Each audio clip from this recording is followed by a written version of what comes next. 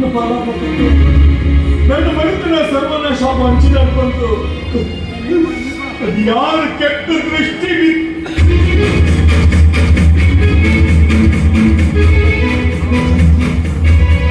ಈಗೊಬ್ಬ ಭಿಕ್ಷುಕ ಬಂದಿದ್ದ. ಅವನೇನು ಹೇಳೋದ ಅಂದ್ರೆ ಆ ಮುದ್ಕ ಹೇಳಿದ ಮಾತು ಸೌಕಾರ ಒಂದು ಮುಗಿದು ಮತ್ತೊಂದು ಬರೋದ್ರೊಳಗ ನಿನ್ನ ಅವನಿಗೆ ಬಿಡಕ್ಕ ಸೌಡಿಲ್ಲ.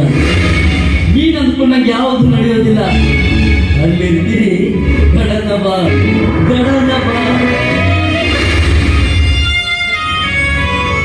ಸಾಮಾನ್ಯ ಭಿಕ್ಷುಕನಲ್ಲಿ ದೈವಜ್ಞಾನಿ ಉಳ್ಳವನು. ಅದಕ್ಕ ನನ್ನ ಜೀವನದಾಗ ಮುಂದೆ ನಡೆಯೋದನ್ನ ಮುನ್ಸೂಚನೆ ಕೊಟ್ಟು ಹೋದ.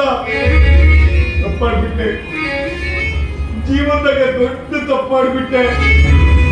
ರೊಕ್ಕ ಹೊಂದಿದ್ರೆ ಸಾಕು, ಬೇರೆ ಏನು ಬೇಡ ಅನ್ನೋ ಭ್ರಮೆಯನ್ನೇ ಬದುಕಿ ದೊಡ್ಡ ತಪ್ಪಾಡ್ಬಿಟ್ಟೆ. ಹುಚ್ಚು ಹಿಡಿದೈತೆ, ಮಕ್ಕಳು ಹುಚ್ಚು, ಆಸ್ತಿ ಹುಚ್ಚು, ಸ್ವಾರ್ಥದ ಹುಚ್ಚು ಹಿಡಿದೈತೆ. ನಮ್ಮ ಮಗಳು ಪ್ರಾಣೇಶನ ಪ್ರೀತಿ ಮಾಡಿದ್ದು, ಆದ್ರೆ ಅವನ್ನ ಬಡವಂತ ನಾನು ತಿರಸ್ಕಾರ ಮಾಡಿ ಸಿಕ್ಕನೇ ಈ ಮನೆಗೆ ಅಳಿನ ಬರ್ಬೇಕು ಅಂತ ಆಸೆ ಪಟ್ಟೆ. ಆದ್ರೆ ಅವನೇನು ಹೇಳ